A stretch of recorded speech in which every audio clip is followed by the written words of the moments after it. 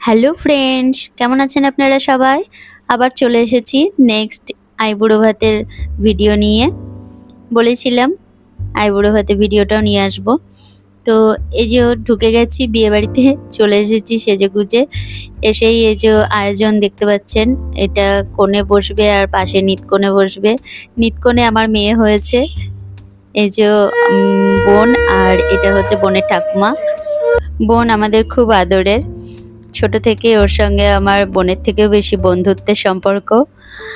আর ও আমার একটু লাগোয়া।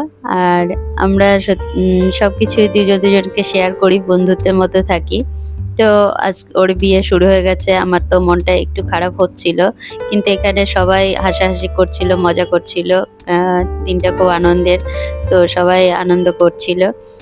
তো আমার মন সবার হাসাহাসিতে ঠিকও হয়ে গেছিল।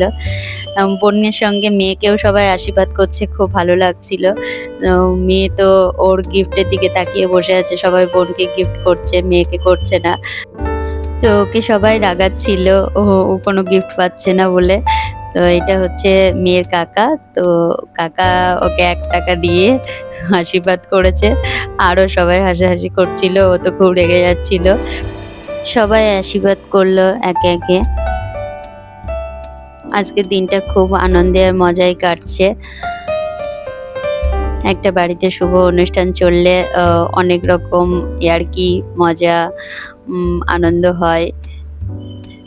তো সবাই আশীর্বাদ করলো। আমিও বললাম যে, "আমি কি আশীর্বাদ করতে পারবো?" সবাই বলল, "হ্যাঁ, তুই তো দিদি, অবশ্যই আশীর্বাদ করবি, কেন করবি না?"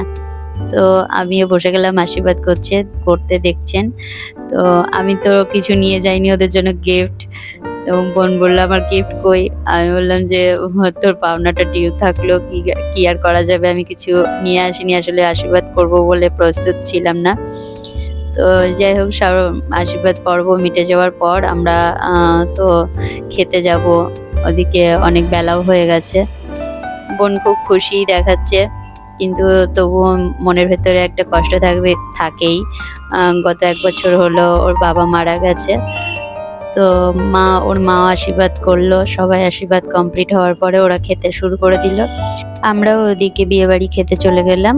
আর পরের ভিডিওতে অবশ্যই গায়ে হলুদের পর্বটা দেখবেন।